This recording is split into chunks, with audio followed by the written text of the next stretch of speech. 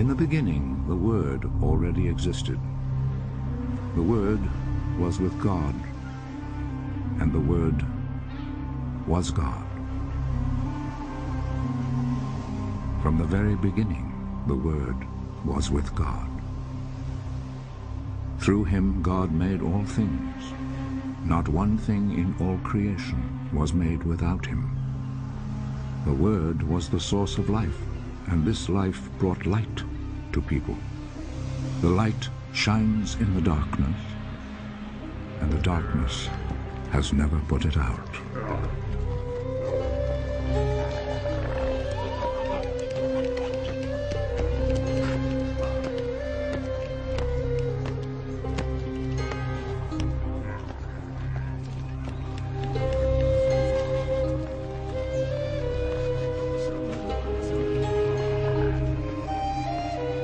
God sent his messenger, a man named John, who came to tell people about the light, so that all should hear the message and believe. He himself was not the light. He came to tell about the light. This was the real light, the light that comes into the world and shines on all people.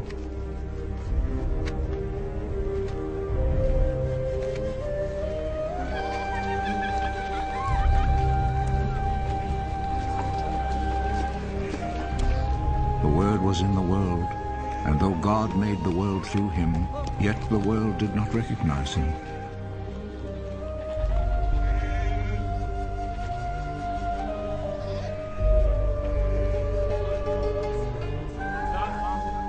He came to his own country, but his own people did not receive him.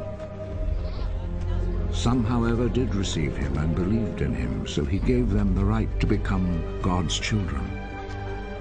They did not become God's children by natural means, that is, by being born as the children of a human father. God himself was their father.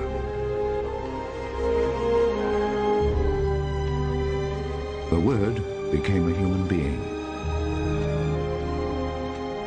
and full of grace and truth, lived among us. We saw his glory, the glory which he received as the Father's only Son. John spoke about him. This is the one I was talking about when I said, he comes after me.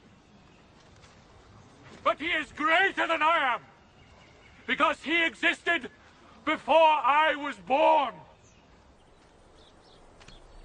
Out of the fullness of his grace he has blessed us all, giving us one blessing after another.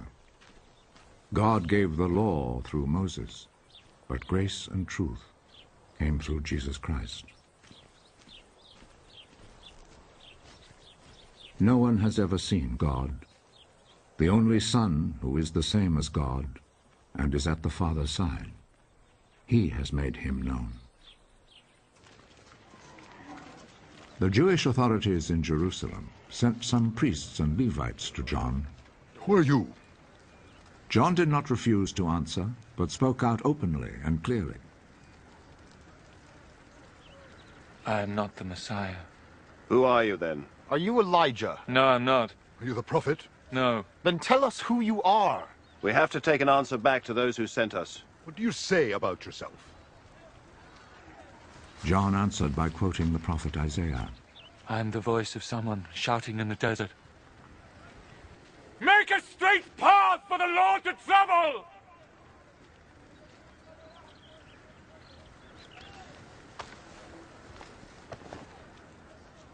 The messengers who had been sent by the Pharisees then asked John, If you're not the Messiah, nor Elijah, nor the prophet, why do you baptize? I baptize with water. But among you stands the one you do not know. He is coming after me, but I am not good enough even to untie his sandals.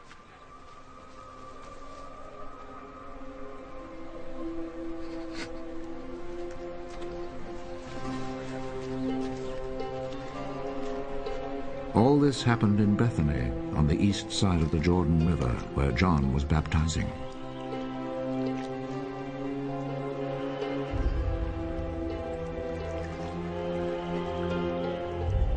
The next day, John saw Jesus coming to him.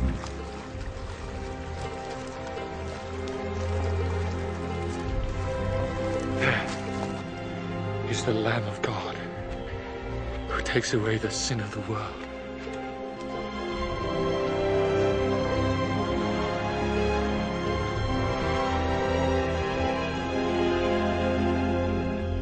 This is the one I was talking about when I said, a man is coming after me, but he is greater than I am, because he existed before I was born. I did not know who he would be, but I came baptizing with water in order to make him known to the people of Israel. And John gave this testimony. I saw the Spirit come down like a dove from heaven and stay on him. I still did not know that he was the one, but God, who sent me to baptize with water, had said to me, you will see the Spirit come down and stay on a man. He is the one who baptizes with the Holy Spirit. I have seen it, and I tell you that he is the Son of God.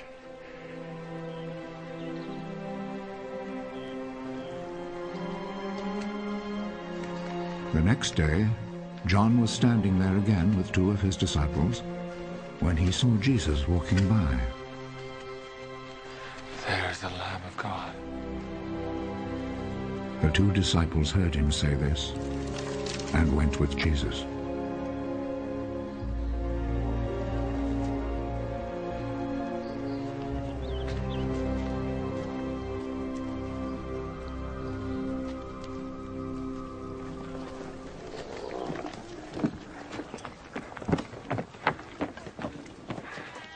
Jesus turned, saw them following him. What are you looking for?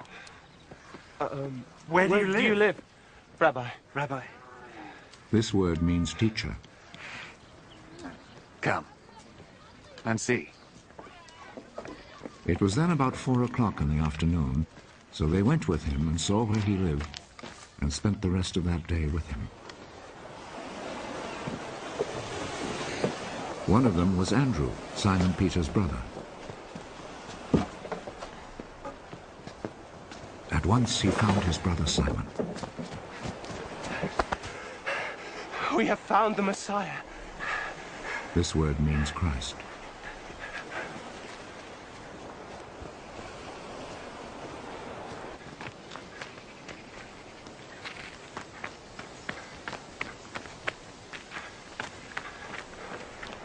Then he took Simon to Jesus.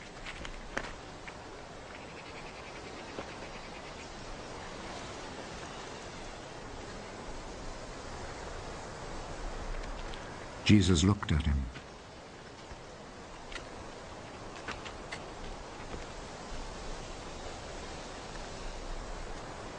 Your name is Simon, son of John.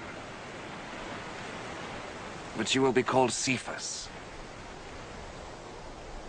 This is the same as Peter and means a rock.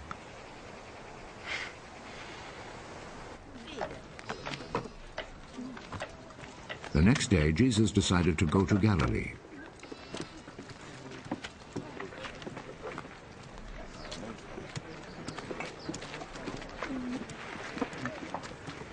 He found Philip.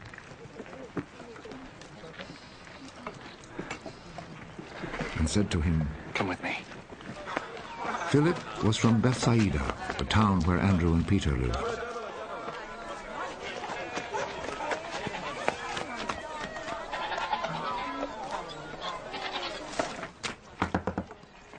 Philip found Nathanael. We have found the one whom Moses wrote about in the book of the law, and whom the prophets also wrote about. He is Jesus, son of Joseph, from Nazareth. Can anything good come from Nazareth? Come and see.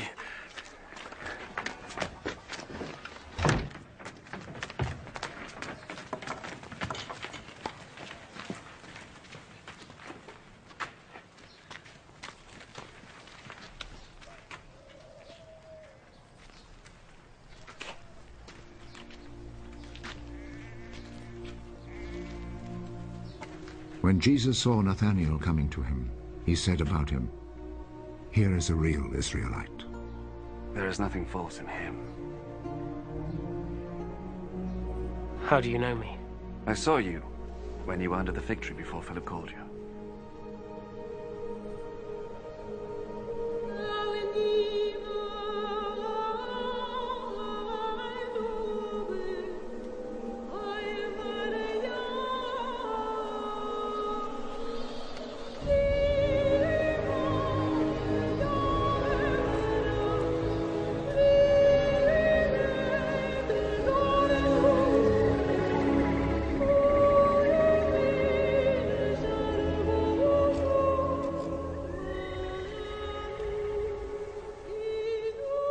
Teacher, you are the Son of God. You are the King of Israel. Do you believe just because I told you I saw you when you were under the fig tree? You will see much greater things than this. I am telling you the truth.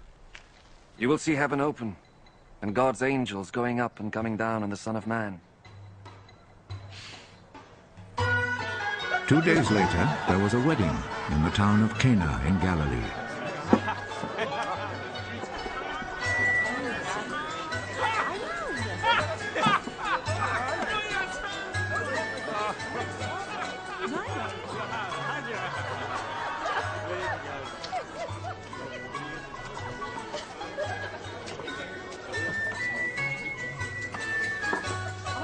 Jesus' mother was there.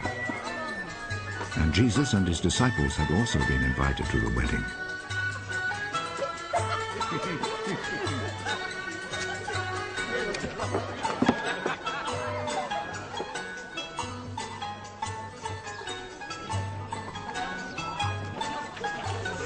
When the wine had given out, Jesus' mother said to him, "They are out of wine." Madam, what do you have to do with this? My time has not yet come.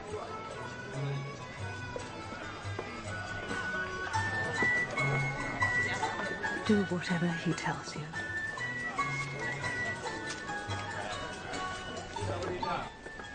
The Jews have rules about ritual washing, and for this purpose 6 stone water jars were there, each one large enough to hold between 20 and 30 gallons. Fill these jars with water.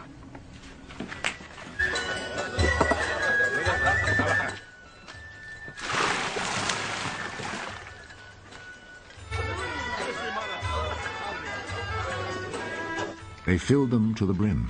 Now draw some water out and take it to the man in charge of the feast.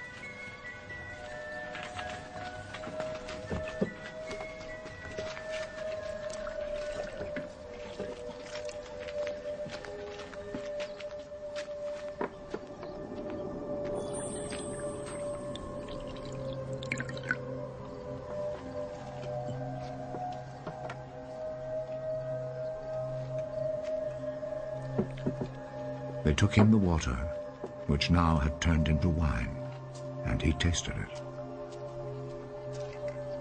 He did not know where this wine had come from, but of course the servants who had drawn out the water knew. So he called the bridegroom. Everyone else serves the best wine first, and after the guests have drunk a lot, he serves the ordinary wine. But you have kept the best wine until now.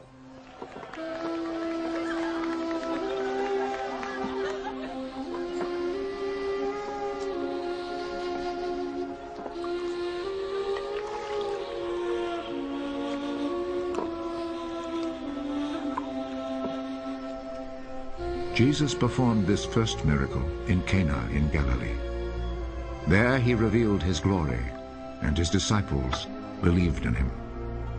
After this, Jesus and his mother, brothers, and disciples went to Capernaum and stayed there a few days.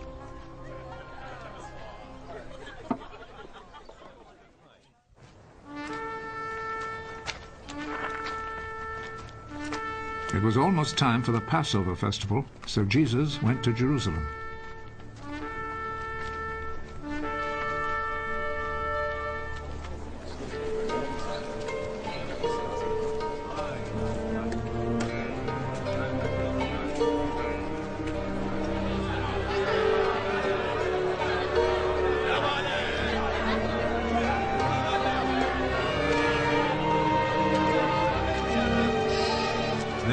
temple, he found people selling cattle, sheep, and pigeons, and also the money changers sitting at their tables.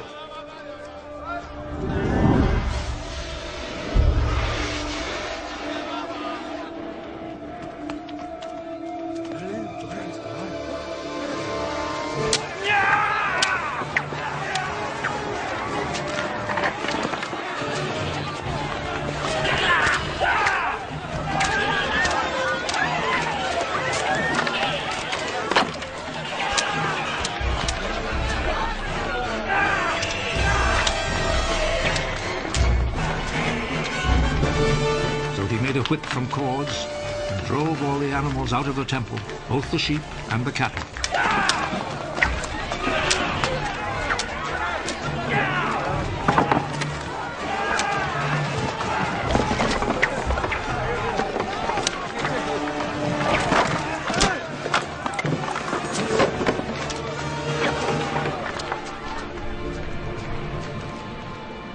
He overturned the tables of the money changers and scattered their coins.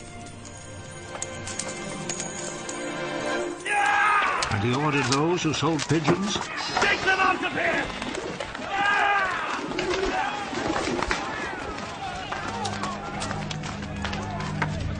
Stop making my father's house a marketplace! His disciples remembered that the scripture says, "My devotion to your house, O God, burns in me like a fire." The Jewish authorities came back at him with a question. What miracle can you perform to show us that you have the right to do this? Tear down this temple, and in 3 days I will build it again. Are you going to build it again in 3 days? It has taken 46 years to build this temple. But the temple Jesus was speaking about was his body.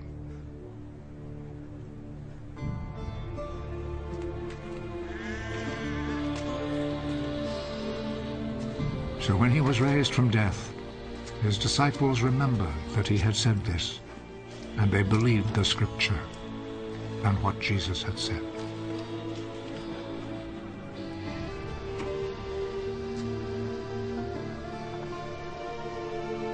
While Jesus was in Jerusalem during the Passover festival, many believed in him as they saw the miracles he performed. But Jesus did not trust himself to them because he knew them all. There was no need for anyone to tell him about them, because he himself knew what was in their hearts. There was a Jewish leader named Nicodemus, who belonged to the party of the Pharisees. One night, he went to Jesus. Rabbi, we know that you are a teacher sent by God. No one could perform the miracles you are doing unless God were with him. I am telling you the truth. No one can see the kingdom of God without being born again. How can a grown man be born again? He certainly cannot enter his mother's womb and be born a second time. I am telling you the truth. No one can enter the kingdom of God without being born of water and the Spirit. A person is born physically of human parents, but is born spiritually of the Spirit.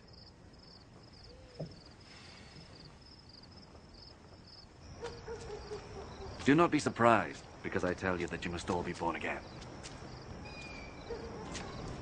The wind blows wherever it wishes. You hear the sound it makes, but you do not know where it comes from or where it is going. It is like that with everyone who is born of the Spirit. How can this be? You are a great teacher in Israel, and you don't know this. I am telling you the truth. We speak of what we know and report what we have seen. Yet none of you is willing to accept our message. You do not believe me when I tell you about the things of this world. How will you ever believe me then, when I tell you about the things of heaven? And no one has ever gone up to heaven except the Son of Man, who came down from heaven. As Moses lifted up the bronze snake on a pole in the desert, in the same way the Son of Man must be lifted up, so that everyone who believes in him may have eternal life. For God loved the world so much that he gave his only Son, so that everyone who believes in him may not die, but have eternal life. For God did not send his Son into the world to be its judge, but to be its Savior. Those who believe in the Son are not judged. But those who do not believe have already been judged, because they have not believed in God's only Son. This is how the judgment works. The light has come into the world, but people love the darkness rather than the light, because their deeds are evil. Those who do evil things hate the light and will not come to the light, because they do not want their evil deed to be shown up. But those who do what is true come to the light, in order that the light may show that what they did was in obedience to God.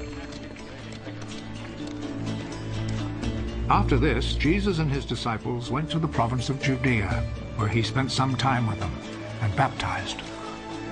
John also was baptizing in Aenon, not far from Salim, because there was plenty of water in that place. People were going to him, and he was baptizing them. This was before John had been put in prison. Some of John's disciples began arguing with a Jew about the matter of ritual washing. Teacher, you remember the man who was with you on the east side of Jordan? The one you spoke about?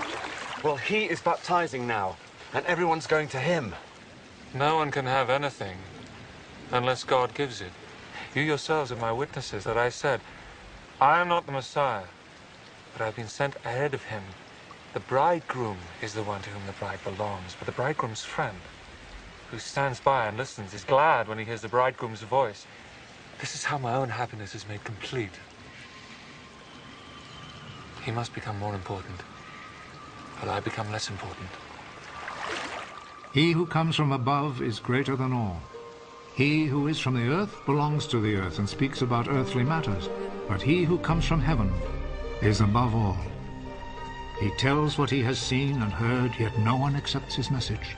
But whoever accepts his message confirms by this that God is truthful. The one whom God has sent speaks God's words, because God gives him the fullness of his Spirit. The Father loves his Son and has put everything in his power. Whoever believes in the Son has eternal life. Whoever disobeys the Son will not have life, but will remain under God's punishment.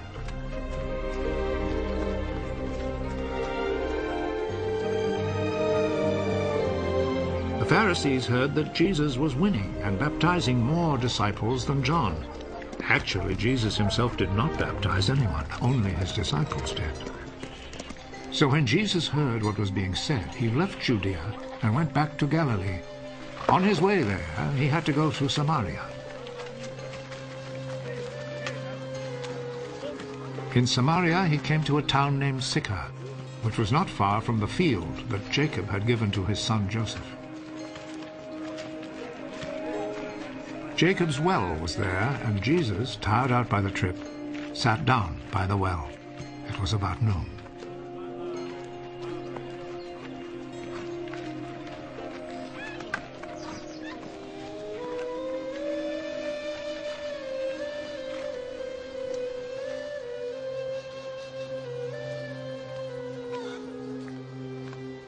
A Samaritan woman came to draw some water.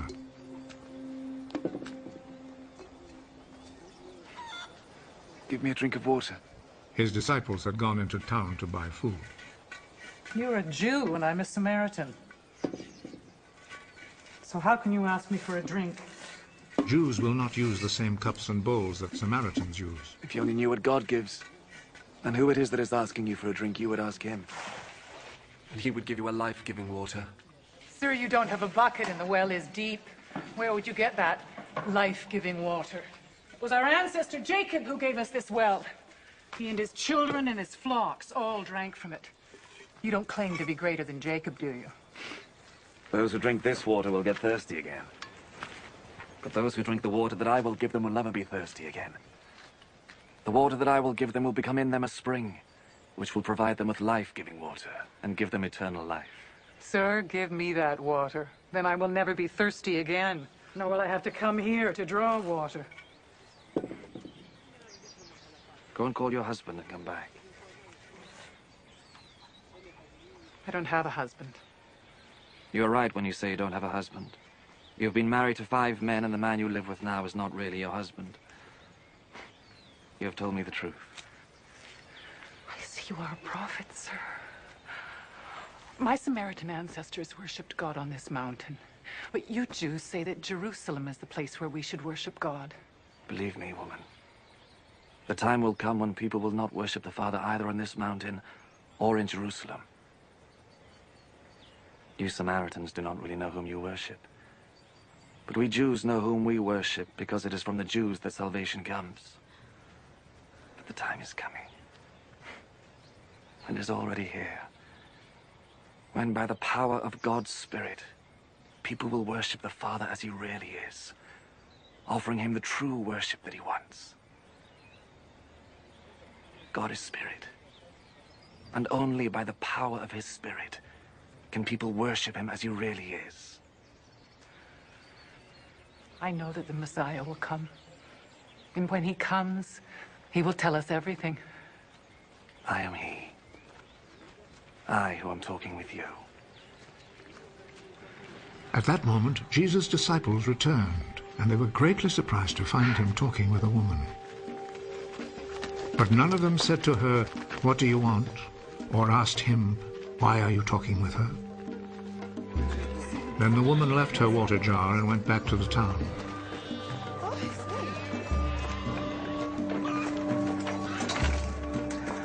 Come and see the man who told me everything I've ever done. Could he be the Messiah? So they left the town and went to Jesus.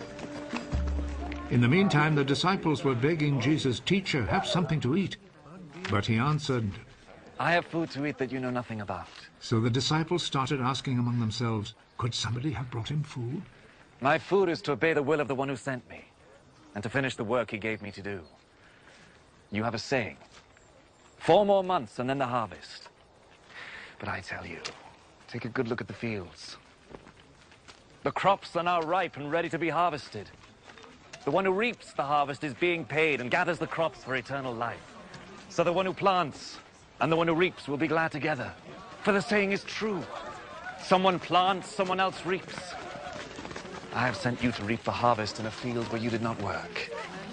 Others worked there, and you profit from their work. Many of the Samaritans in that town believed in Jesus because the woman had said, "He told me everything I have ever done." So when the Samaritans came to him, they begged him to stay with them, and Jesus stayed there 2 days. Many more believed because of his message, and they told the woman, "We believe now, not because of what you said, but because we ourselves have heard him, and we know that he really is the Savior of the world." After spending 2 days there, Jesus left and went to Galilee, for he himself had said, "Prophets are not respected in their own country."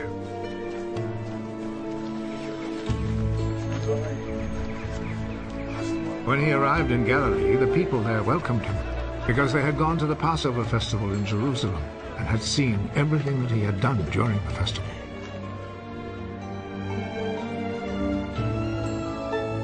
Then Jesus went back to Cana in Galilee, where he had turned the water into wine.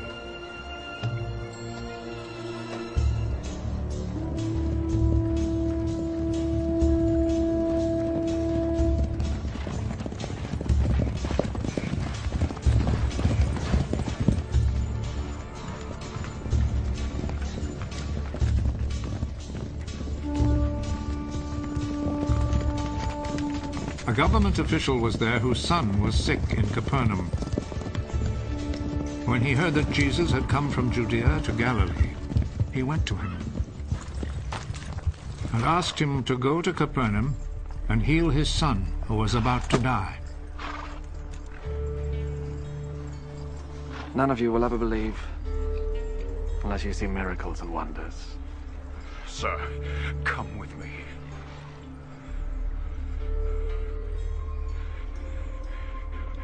Before my child dies. Go. Your son will live. The man believed Jesus' words and went.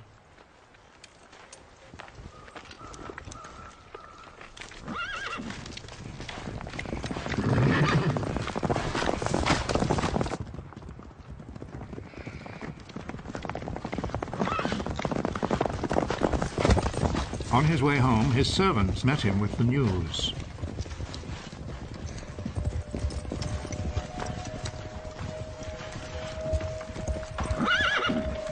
Your boy is going to live. He asked them what time it was when his son got better. It was 1 o'clock yesterday afternoon when the fever left him. Then the father remembered that it was at that very hour when Jesus had told him. Your son will live.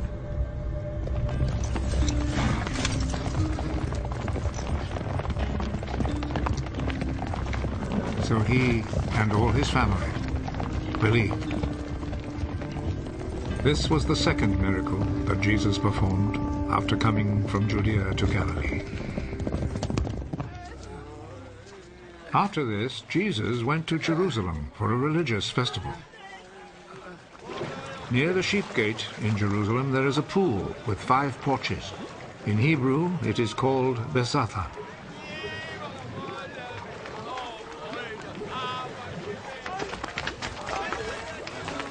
A large crowd of sick people were lying on the porches. The blind, the lame, and the paralyzed.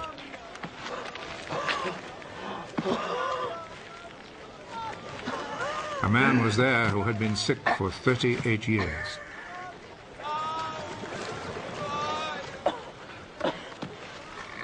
Jesus saw him lying there, and he knew that the man had been sick for such a long time.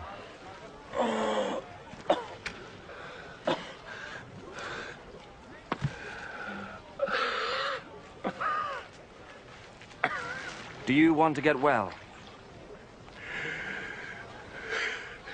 Sir, I don't have anyone here to put me in the pool when the water is stirred up.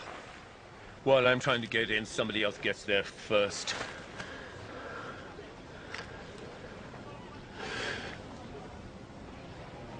Get up. Pick up your mat and walk.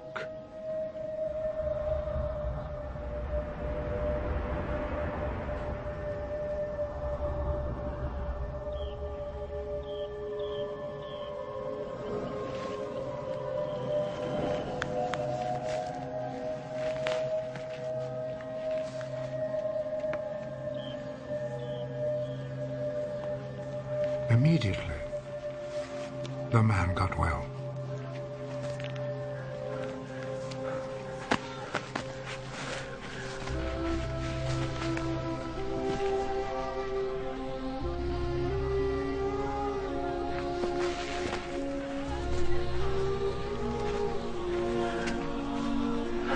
He picked up his mat and started walking.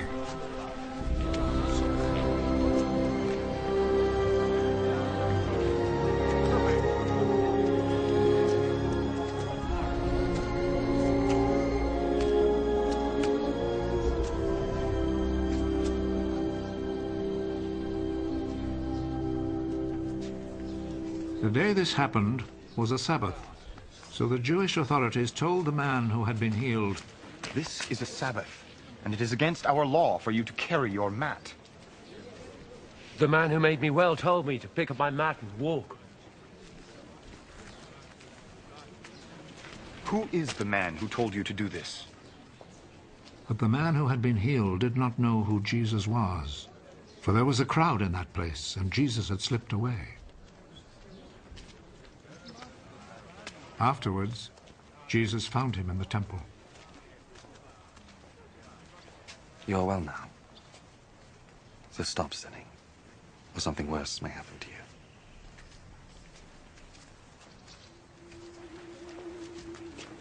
Then the man left and told the Jewish authorities that it was Jesus who had healed him.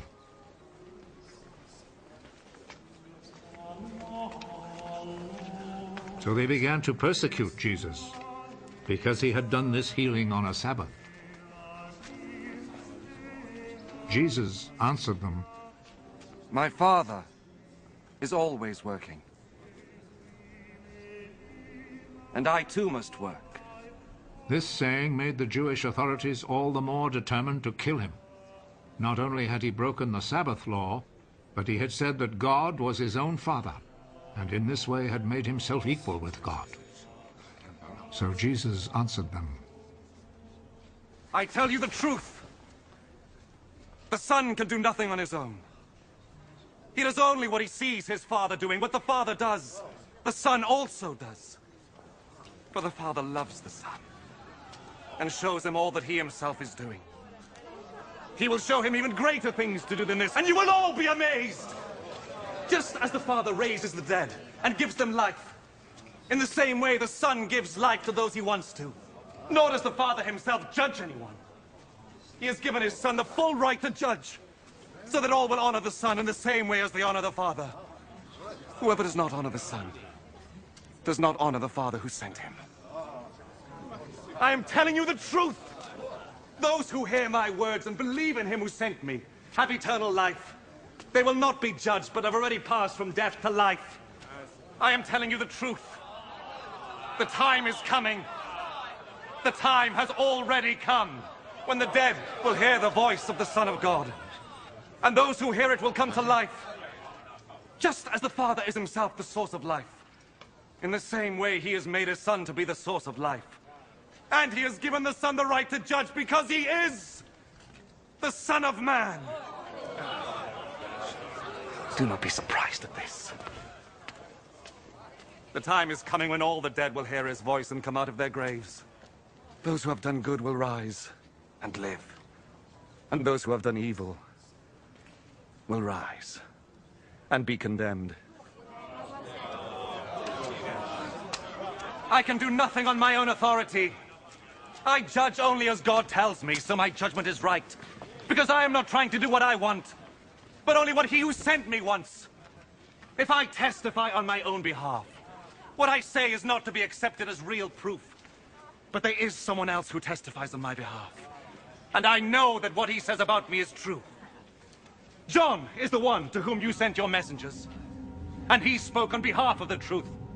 It is not that I must have a human witness. I say this only in order that you may be saved. John was like a lamp, burning and shining. And you were willing for a while to enjoy his light.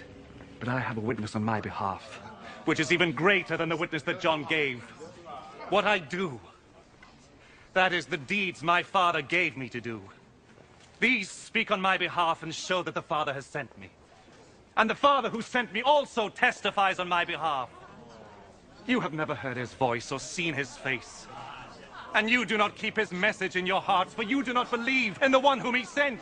You study the scriptures because you think that in them you will find eternal life. And these very scriptures speak about me, yet you are not willing to come to me in order to have life. I am not looking for human praise, but I know what kind of people you are. And I know that you have no love for God in your hearts. I have come with my Father's authority, but you have not received me. When, however, someone comes with his own authority, you will receive him. You like to receive praise from one another, but you do not try to win praise from the one who alone is God. How then can you believe me? Do not think, however, that I am the one who will accuse you to my Father. Moses, in whom you have put your hope, is the very one who will accuse you. If you had really believed Moses, you would have believed me, because he wrote about me. But since you do not believe what he wrote, how can you believe what I say?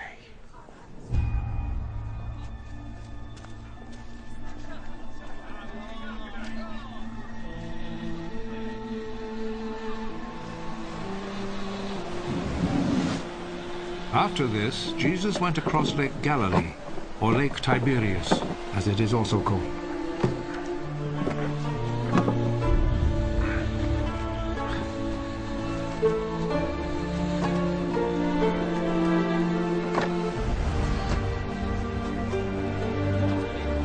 A large crowd followed him because they had seen his miracles of healing the sick.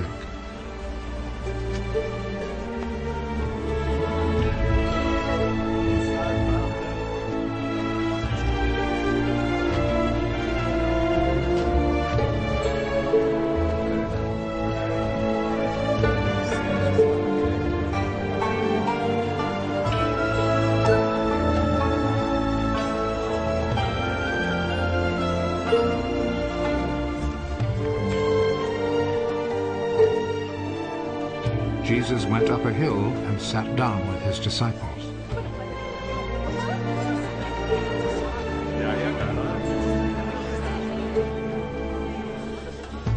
The time for the Passover festival was near. Jesus looked around and saw that a large crowd was coming to him.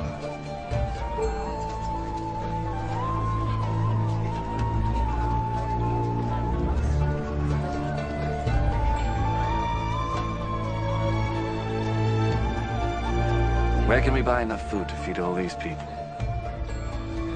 He said this to test Philip. Actually, he already knew what he would do. For everyone to have even a little, it would take more than 200 silver coins to buy enough bread.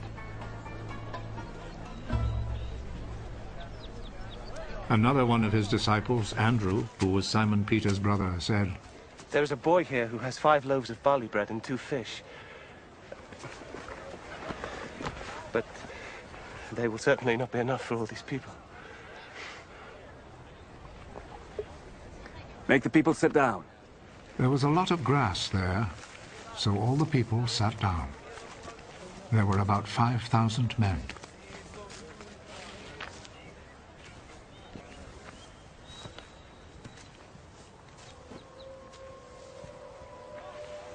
Jesus took the bread, gave thanks to God,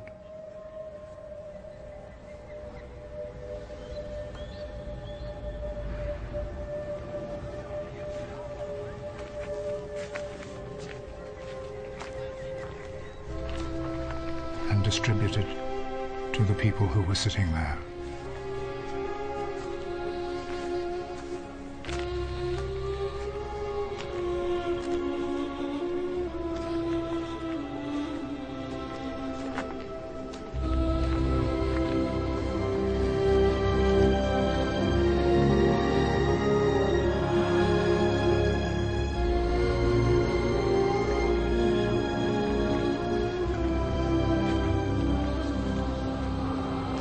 He did the same with the fish.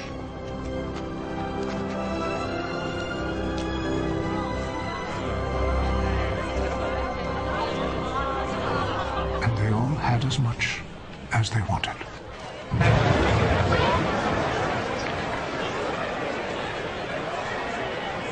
When they were all full, he said to his disciples, "Gather the pieces left over. Let us not waste a bit." So they gathered them all and filled 12 baskets with the pieces left over from the 5 barley loaves which the people had eaten. Seeing this miracle that Jesus had performed, the people there said, "Surely this is the prophet who was to come into the world." Jesus knew that they were about to come and seize him in order to make him king by force, so he went off again to the hills by himself.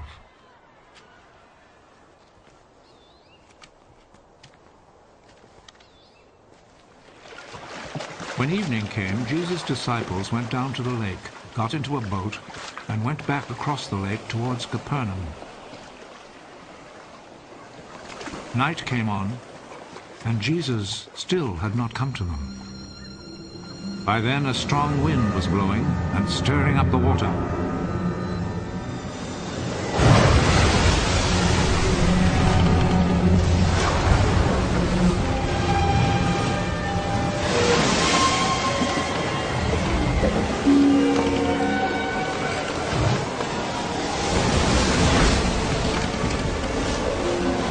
The disciples had rowed about 3 or 4 miles when they saw Jesus walking on the water.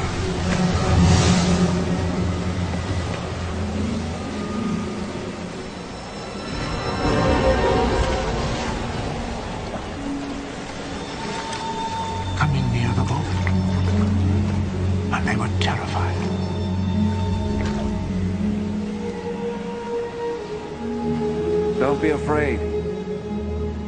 It is I.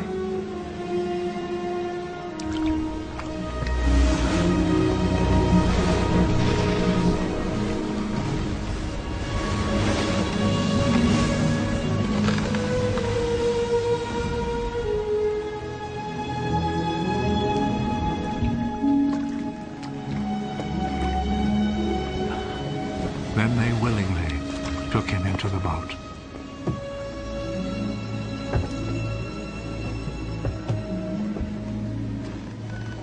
And immediately the boat reached land at the place they were heading for.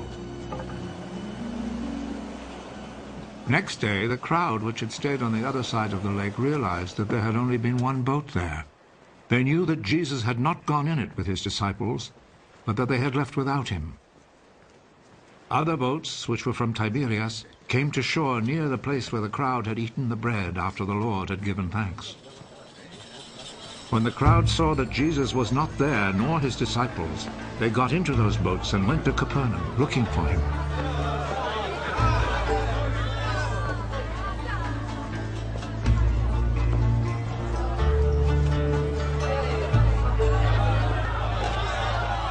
When the people found Jesus on the other side of the lake, they said to him, "Teacher, when did you get here?" I am telling you the truth. You were looking for me because you ate the bread and had all you wanted. Not because you understood my miracles. Do not work for food that spoils. Instead, work for the food that lasts for eternal life. This is the food which the Son of Man will give you because God the Father has put his mark of approval on him. What can we do in order to do what God wants us to do? What God wants you to do is to believe in the one he sent.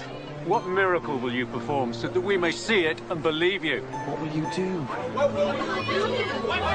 Our ancestors ate manna in the desert, just as Scripture says. He gave them bread from heaven to eat. I am telling you the truth. What Moses gave you is not the bread from heaven. It is my Father who gives you the real bread from heaven. For the bread that God gives is he who comes down from heaven and gives life to the world. Give us this bread. I am the bread of life. Those who come to me will never be hungry. Those who believe in me will never be thirsty. Now I told you that you have seen me, but will not believe. Everyone whom my Father gives me will come to me. I will never turn away anyone who comes to me, because I have come down from heaven to do not my own will, but the will of him who sent me. And it is the will of him who sent me that I should not lose any of all those he has given me, but that I should raise them all to life on the last day. For what my Father wants is that all who see the Son and believe in him should have eternal life. And I will raise them to life on the last day. The people started grumbling about him because he said, "I am the bread that came down from heaven." This man is Jesus, son of Joseph, isn't he? We know his father and mother. How then does he now say he came down from heaven?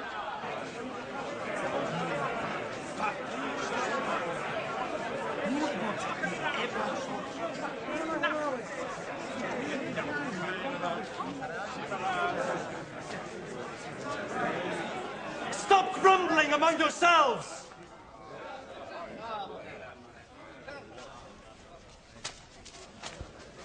People cannot come to me unless the Father who sent me draws them to me. And I will raise them to life on the last day.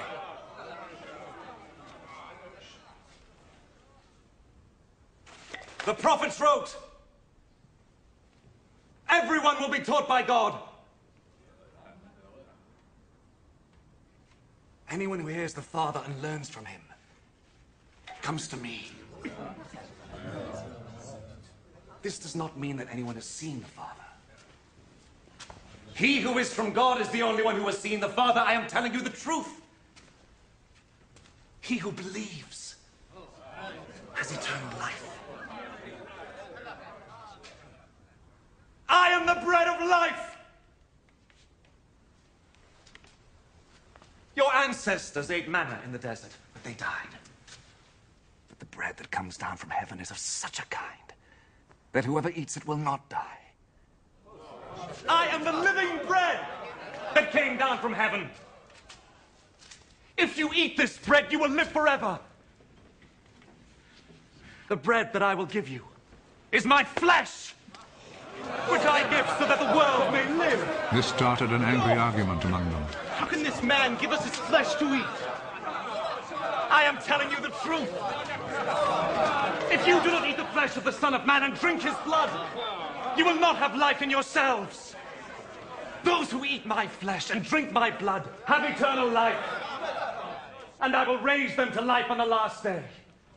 For my flesh is the real food, my blood is the real drink.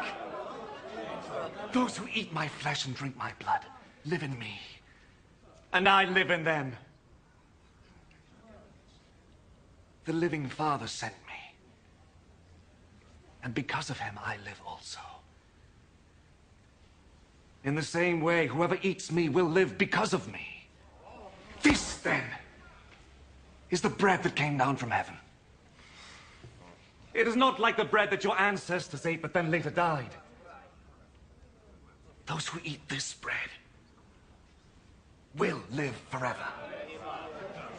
Jesus said this as he taught in the synagogue in Capernaum. Many of his followers heard this and said, "This teaching is too hard. Who can listen to it?" Without being told, Jesus knew that they were grumbling about this. Does this make you want to give up? Suppose, then, that you should see the Son of Man go back up to the place where he was before. What gives life is God's Spirit. Human power is of no use at all. The words I have spoken to you bring God's life-giving Spirit. Yet some of you do not believe.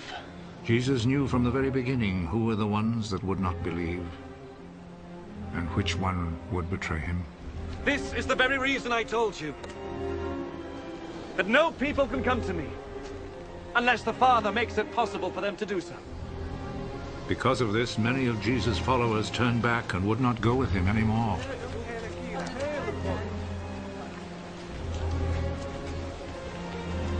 And you? Would you also like to leave? Lord, to whom would we go? You have the words that give eternal life. And now we believe and know that you are the Holy One who has come from God.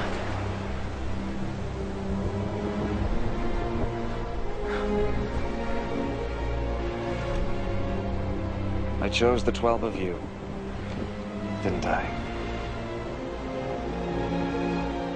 Yet one of you is a devil. He was talking about Judas, the son of Simon Iscariot. For Judas, even though he was one of the 12 disciples, was going to betray him. After this, Jesus traveled in Galilee. He did not want to travel in Judea because the Jewish authorities there were wanting to kill him. The time for the Festival of Shelters was near, so Jesus' brothers said to him, "Leave this place and go to Judea, so that your followers will see the things that you are doing." People don't hide what they're doing if they want to be well known. Since you are doing these things, let the whole world know about you. Not even his brothers believed in him. The right time for me has not yet come. Any time is right for you. The world cannot hate you, but it hates me, because I keep telling it that its ways are bad. You go on to the festival. I am not going to this festival, because the right time has not come for me. He said this, and then stayed on in Galilee. After his brothers had gone to the festival, Jesus also went. However, he did not go openly, but secretly. The Jewish authorities were looking for him at the festival. "Where is he?" they asked. There was much whispering about him in the crowd. He is a good man, some people said. No, others said. He fools the people. But no one talked about him openly, because they were afraid of the Jewish authorities. The festival was nearly half over when Jesus went to the temple and began teaching. The Jewish authorities were greatly surprised. How does this man know so much when he has never been to school? What I teach is not my own teaching, but it comes from God who sent me. Whoever is willing to do what God wants will know whether what I teach comes from God, or whether I speak on my own authority. Those who speak on their own authority are trying to gain glory for themselves. But he who wants glory for the one who sent him is honest, and there is nothing false in him. Moses gave you the law, didn't he? But not one of you obeys the law. Why are you trying to kill me? You have a demon in you. Who is trying to kill you? I performed one miracle, and you were all surprised. Moses ordered you to circumcise your sons, although it was not Moses, but your ancestors who started it. And so you circumcise a boy on the Sabbath. If a boy is circumcised on the Sabbath so that Moses' law is not broken, why are you angry with me? Because I made a man completely well on a Sabbath. Stop judging by external standards, and judge by true standards. Some of the people of Jerusalem said, "Isn't this the man the authorities are trying to kill? Look, he is talking in public, and they say nothing against him." Can it be that they really know that he is the Messiah? But when the Messiah comes, no one will know where he is from. And we all know where this man comes from. As Jesus taught in the temple, he said in a loud voice, Do you really know me? And know where I am from? I have not come on my own authority. He who sent me, however, is truthful. You do not know him, but I know him. Because I come from him. And he sent me. Then they tried to seize him.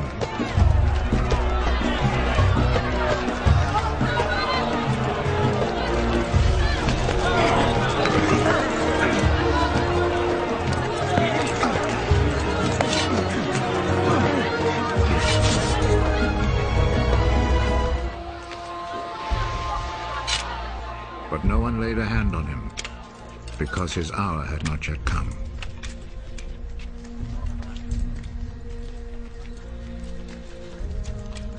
But many in the crowd believed in him. When the Messiah comes, will he perform more miracles than this man has? The Pharisees heard the crowd whispering these things about Jesus. So they and the chief priests sent some guards to arrest him.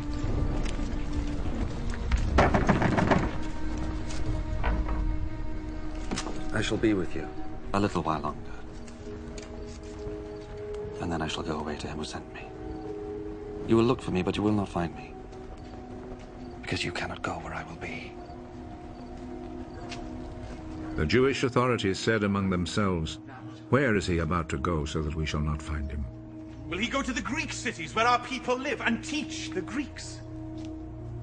He says that we will look for him, but will not find him. And that we cannot go where he will be. What does he mean? On the last and most important day of the festival, Jesus stood up and said in a loud voice, Whoever is thirsty should come to me, and whoever believes in me should drink. As the scripture says, streams of life-giving water will pour out from his side. Jesus said this about the Spirit, which those who believed in him were going to receive. At that time, the Spirit had not yet been given, because Jesus had not been raised to glory. Some of the people in the crowd heard him say this. This man is really the prophet! The Messiah will not come from Galilee! The scripture says that the Messiah will be a descendant of King David and will be born in Bethlehem, the town where David lived. So there was a division in the crowd because of Jesus. Some wanted to seize him, but no one laid a hand on him. When the guards went back, the chief priests and Pharisees asked them, "Why did you not bring him?" Nobody has ever talked the way this man does. Did he fool you, too? Have you ever known one of the authorities or one Pharisee to believe in him? This crowd does not know the law of Moses.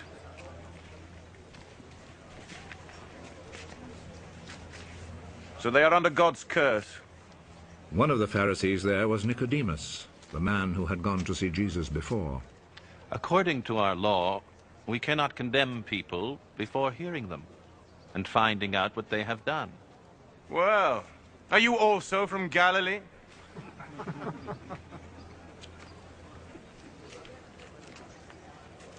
Study the scriptures, and you will learn that no prophet ever comes from Galilee. Then everyone went home, but Jesus went to the Mount of Olives.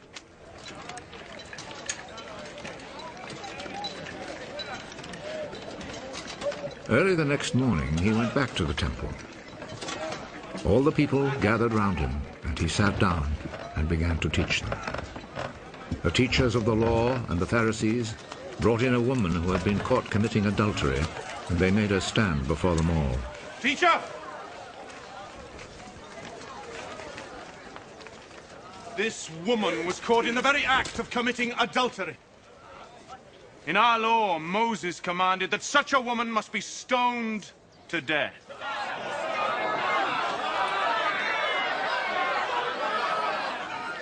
Now, what do you say? They said this to trap Jesus, so that they could accuse him. But he bent over and wrote on the ground with his finger.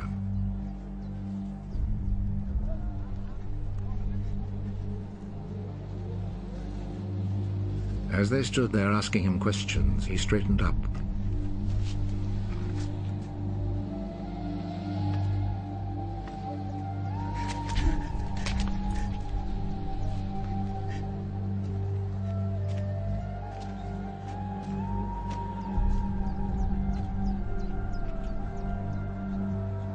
Whichever one of you has committed no sin may throw the first stone at her. Then he bent over again and wrote on the ground.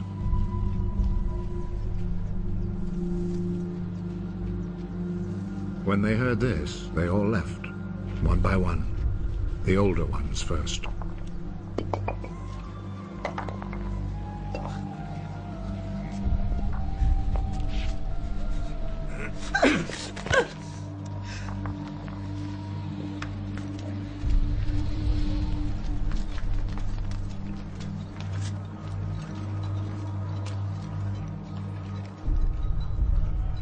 Jesus was left alone with the woman still standing there.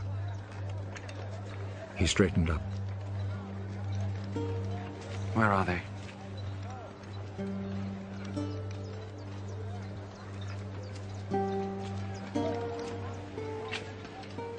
Is there no one left to condemn you? No one, sir. Well then, I do not condemn you either. Go. But do not sin again.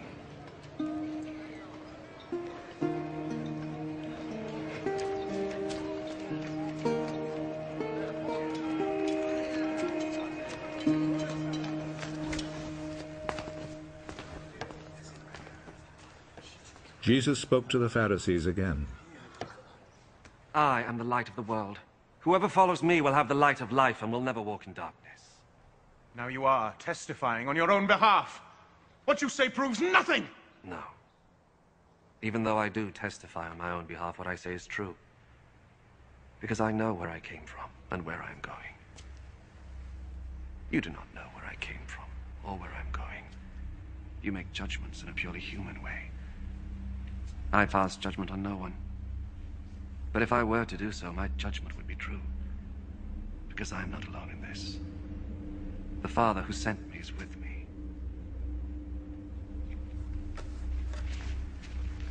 It is written in your law that when two witnesses agree, what they say is true.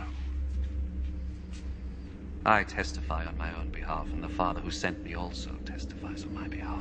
Where is your father? You know neither me nor my Father. If you knew me, you would know my Father also.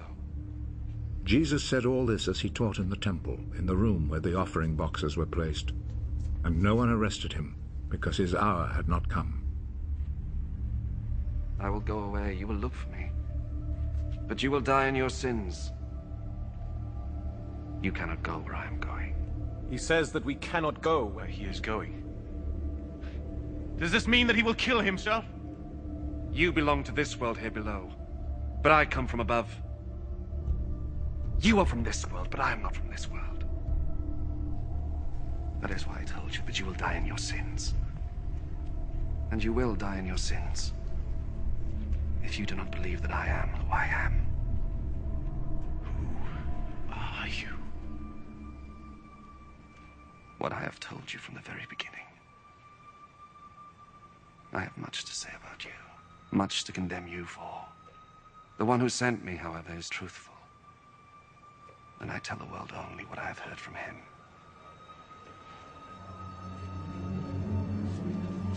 They did not understand that Jesus was talking to them about the Father.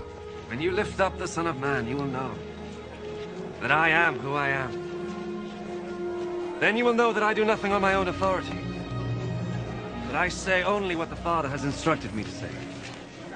And he who sent me is with me. He has not left me alone. Because I always do what pleases him. Many who heard Jesus say these things believed in him. If you obey my teaching, you are really my disciples. You will know the truth, and the truth will set you free. We are the descendants of Abraham, and we have never been anybody's slaves. What do you mean, then, by saying you will be free? I am telling you the truth. Everyone who sins is a slave of sin. A slave does not belong to a family permanently, but a son belongs there forever. If the son sets you free, then you will be really free. I know you are Abraham's descendants, yet you are trying to kill me because you will not accept my teaching. I talk about what my father has shown me. But you do what your father has told you. My father is Abraham. If you really were Abraham's children, you would do the same things that he did. All I have ever done is to tell you the truth I heard from God, yet you are trying to kill me. Abraham did nothing like this. You were doing what your father did. God himself is the only father we have, and we are his true children. If God really were your father, you would love me, because I came from God, and now I am here. I did not come on my own authority, but he sent me. Why do you not understand what I say? It is because you cannot bear to listen to my message. You are the children of your father, the devil! And you want to follow your father's desires! From the very beginning, he was a murderer, and has never been on the side of truth, because there is no truth in him. When he tells a lie, he is only doing what is natural to him, because he is a liar and the father of all lies! But I tell the truth, and that is why you do not believe me. Which one of you can prove that I am guilty of sin? If I tell the truth, then why do you not believe me? He who comes from God listens to God's words. You, however, are not from God. And that is why you will not listen. Were we not right in saying that you are a Samaritan and have a demon in you? I have no demon. I honor my father, but you dishonor me. I am not seeking honor for myself, but there is one who is seeking it and who judges in my favor. I am telling you the truth. Whoever obeys my teaching will never die. Now we know for sure that you have a demon. Abraham died, and the prophets died. Yet you say that whoever obeys your teaching will never die. Our father Abraham died. You do not claim to be greater than Abraham, do you? And the prophets also died. Who do you think you are? If I were to honor myself, that honor would be worth nothing. The one who honors me is my father, the very one you say is your God. You have never known him, but I know. If I were to say that I do not know him, I would be a liar like you, but I do know him, and I obey his word. Your father, Abraham, rejoiced that he was to see the time of my coming. He saw it, and was glad. You're not even 50 years old, and you have seen Abraham.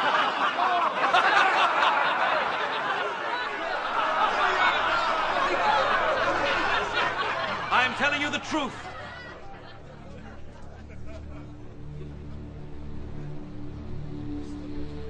Before Abraham was born,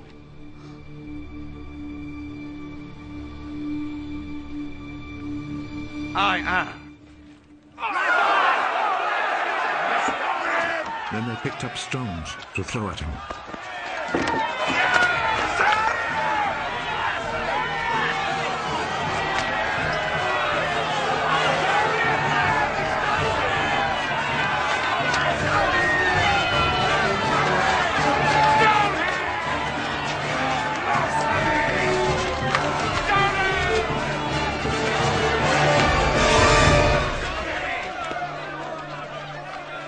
But Jesus hid himself and left the temple.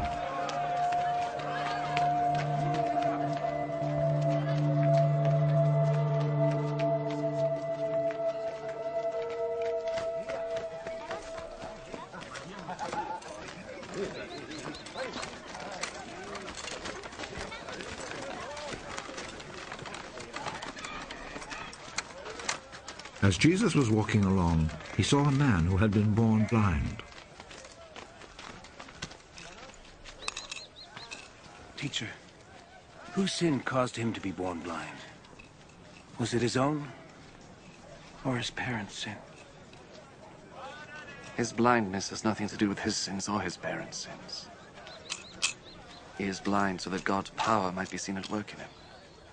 As long as it is day, he must keep on doing the work of him who sent me. Night is coming, and no one can work. While I am in the world, I am the light for the world.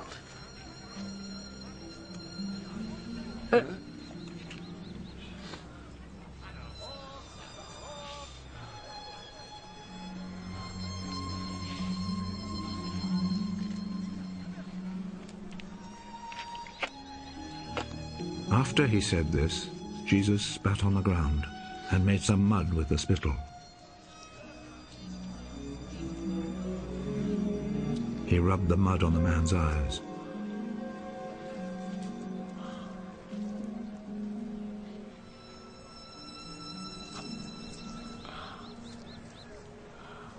Go and wash your face in the pool of Siloam.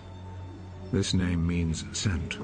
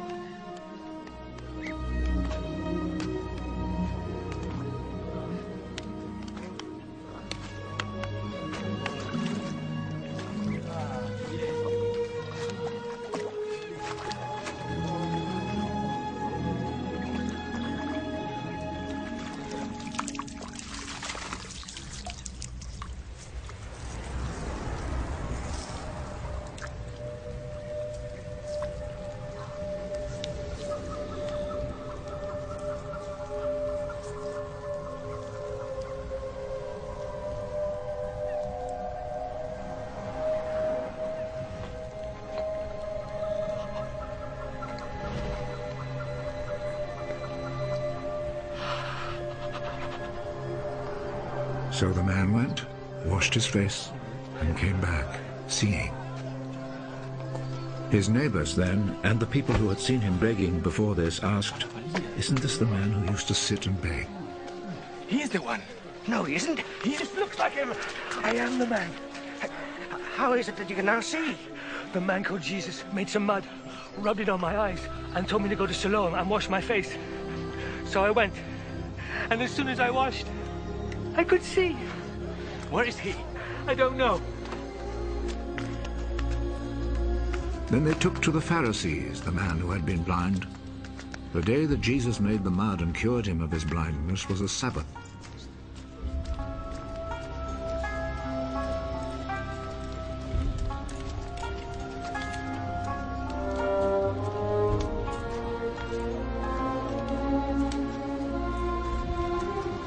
The Pharisees then asked the man again how he had received his sight. He put some mud on my eyes. I washed my face, and now I can see. The man who did this cannot be from God, for he does not obey the Sabbath law. How could a man who is a sinner perform such miracles as these? And there was division among them. You say he cured you of your blindness. Well, what do you say about him? He is a prophet. The Jewish authorities, however, were not willing to believe that he had been blind and could now see, until they called his parents. Is this your son? You say that he was born blind. How is it then that he can now see? We know that he is our son, and we know that he was born blind. But we don't know how it is that he is now able to see, nor do we know who cured him of his blindness. Ask him. He is old enough and he can answer for himself. His parents said this because they were afraid of the Jewish authorities, who had already agreed that anyone who said he believed that Jesus was the Messiah would be expelled from the synagogue.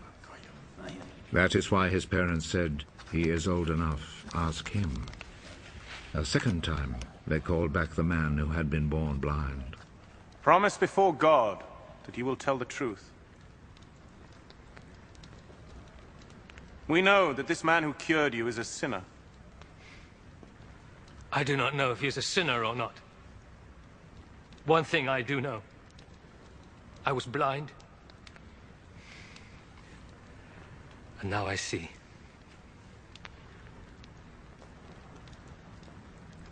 What did he do to you? How did he cure you of your blindness? I have already told you and you would not listen. Why do you want to hear it again? Maybe you too would like to be his disciples. They insulted him and said, "You are that fellow's disciple. But we are Moses' disciples. We know that God spoke to Moses. As for that fellow, however, we do not even know where he comes from." What a strange thing that is. You do not know where he comes from, but he cured me of my blindness. We know that God does not listen to sinners. He does listen to people who respect him and do what he wants them to do. Since the beginning of the world, nobody has ever heard of anyone giving sight to a person born blind. Unless this man came from God, he would not be able to do a thing. You were born and brought up in sin! And you are trying to teach us. And they expelled him from the synagogue.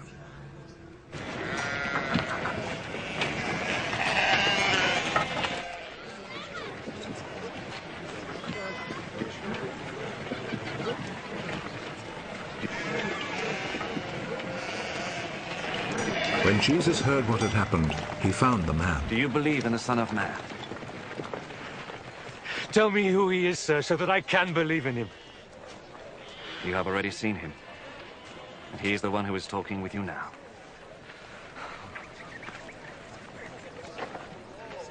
I believe, Lord. And he knelt down before Jesus. I came to this world to judge, so that the blind should see, and those who see should become blind. Some Pharisees who were there with him heard him say this and asked him, "Surely you don't mean that we are blind too?"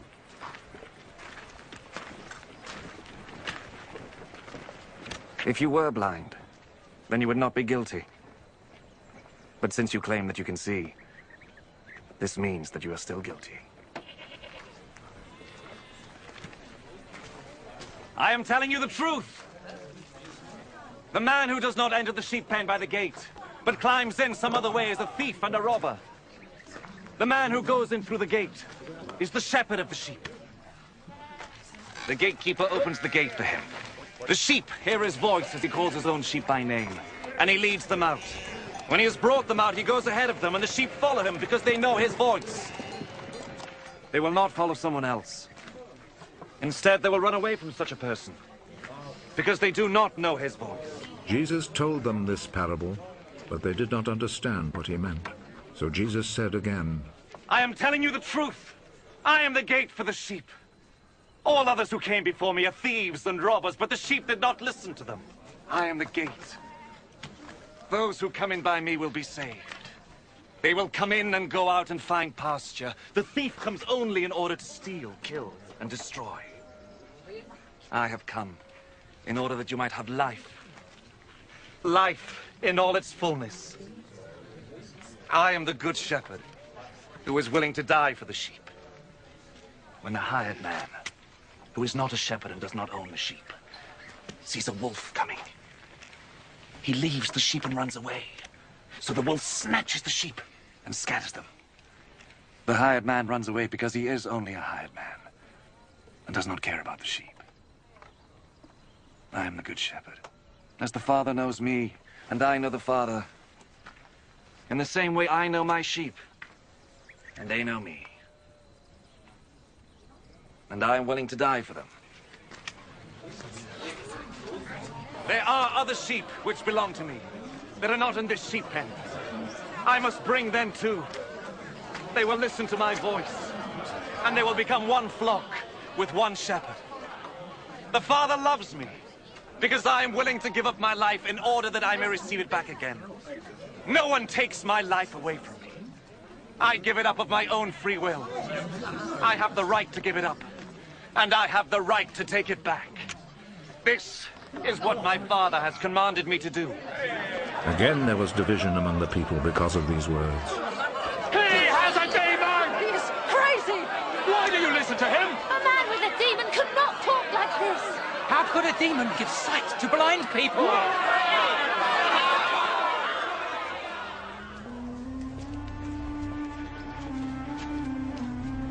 It was winter, and the festival of the dedication of the temple was being celebrated in Jerusalem.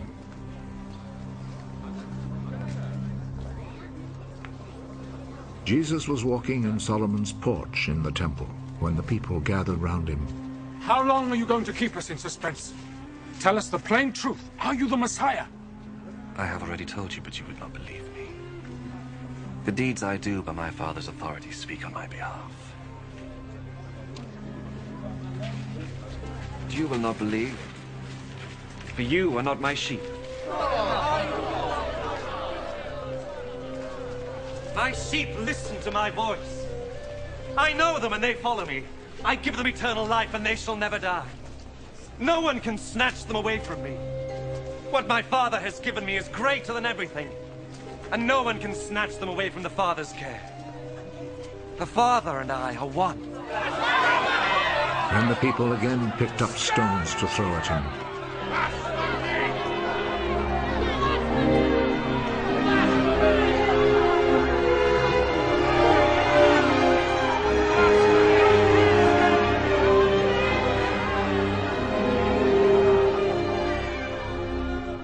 I have done many good deeds in your presence, which the Father gave me to do.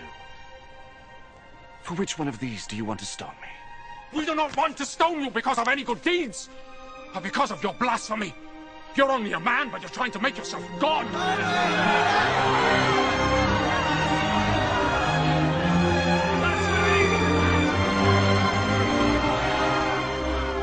It is written in your own law that God said you are gods. We know that what the Scripture says is true forever. And God called those people gods, the people to whom his message was given. As for me, the Father chose me and sent me into the world. How then can you say that I blaspheme because I said that I am the Son of God? Do not believe me then, if I am not doing the things my Father wants me to do. But if I do them, even though you do not believe me, you should at least believe my deeds, in order that you may know, once and for all, that the Father is in me, and that I am in the Father.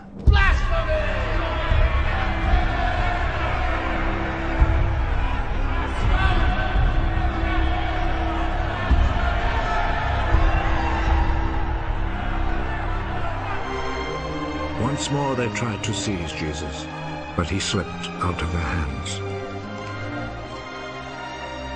Jesus then went back again across the Jordan River to the place where John had been baptizing, and he stayed there. Many people came to him. John performed no miracles, they said, but everything he said about this man was true, and many people there believed in him.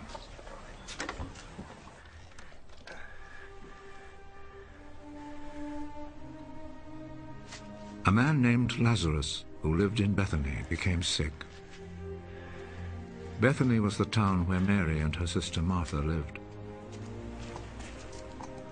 This Mary was the one who poured the perfume on the Lord's feet and wiped them with her hair. It was her brother, Lazarus, who was sick. The sisters sent Jesus the message, "Lord, your dear friend is sick." When Jesus heard it, he said, "The final result of this sickness will not be the death of Lazarus. This has happened in order to bring glory to God, and it will be the means by which the Son of God will receive glory." Jesus loved Martha and her sister and Lazarus. Yet when he received the news that Lazarus was sick, he stayed where he was for 2 more days. Then he said to his disciples, "Let us go back to Judea." Teacher, just a short time ago the people there wanted to stone you. And are you planning to go back? A day has 12 hours, doesn't it? So those who walk in broad daylight do not stumble, for they see the light of this world. But if they walk during the night, they stumble, because they have no light. Our friend Lazarus has fallen asleep, but I will go and wake him up.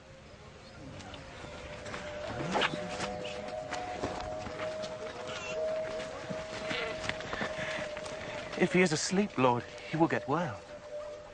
Jesus meant that Lazarus had died, but they thought he meant natural sleep, so Jesus told them plainly, Lazarus is dead. But for your sake, I am glad that I was not with him, so that you will believe.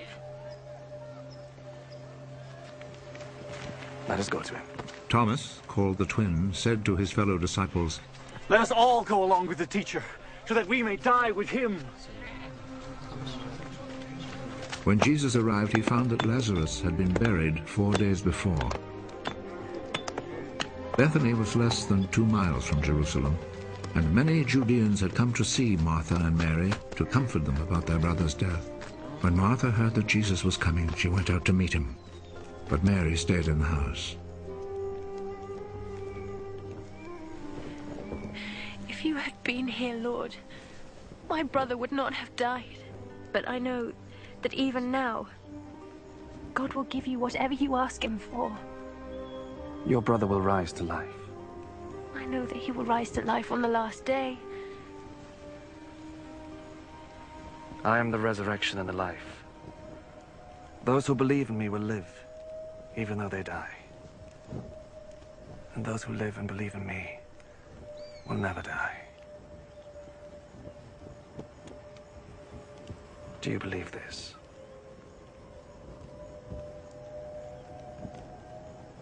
Yes, Lord.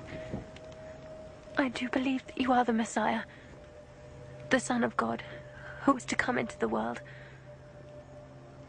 After Martha said this, she went back and called her sister Mary privately.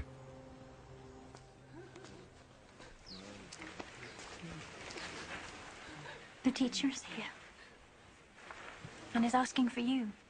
When Mary heard this, she got up and hurried out to meet him. Jesus had not yet arrived in the village, but was still in the place where Martha had met him. The people who were in the house with Mary, comforting her, followed her when they saw her get up and hurry out. They thought that she was going to the grave to weep there.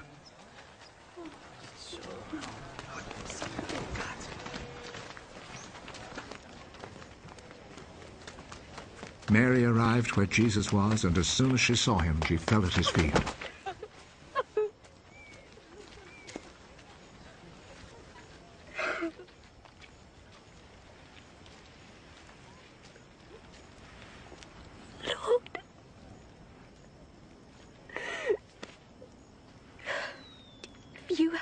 here, my brother would not have died. Jesus saw her weeping, and he saw how the people with her were weeping also.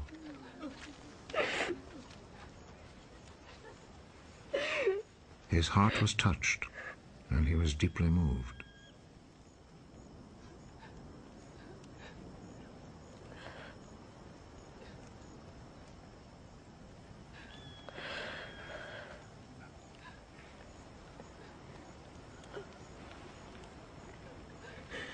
Where have you buried him?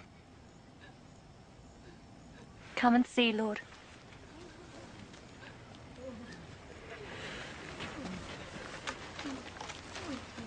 Jesus wept. See how much he loved him, the people said. But some of them said, he gave sight to the blind man, didn't he?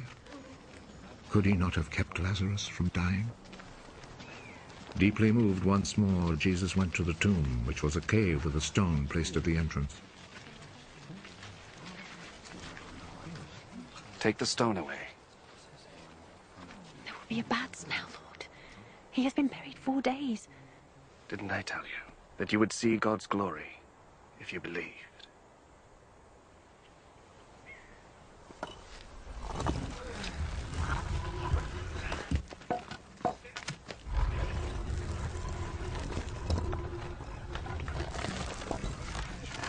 They took the stone away.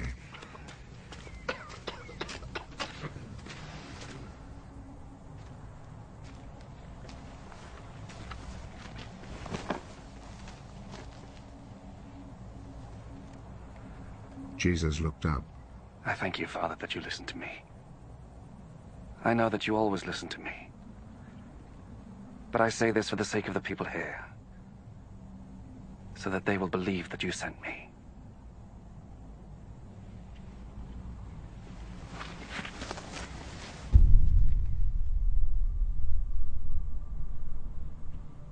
After he had said this, he called out in a loud voice, Lazarus! Come out!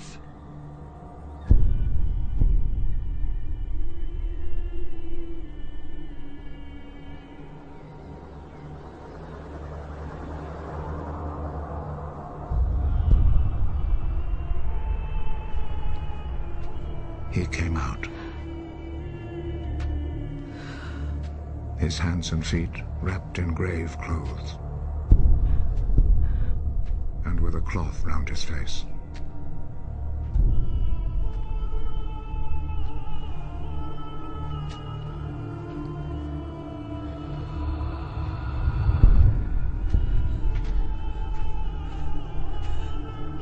Untie him and let him go.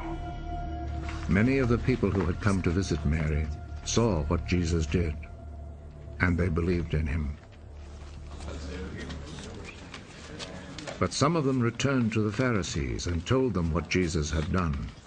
So the Pharisees and the chief priests met with the council and said, "What shall we do?" Look at all the miracles this man is performing. If we let him go on in this way, everyone will believe in him. And the Roman authorities will take action and destroy our temple and our nation.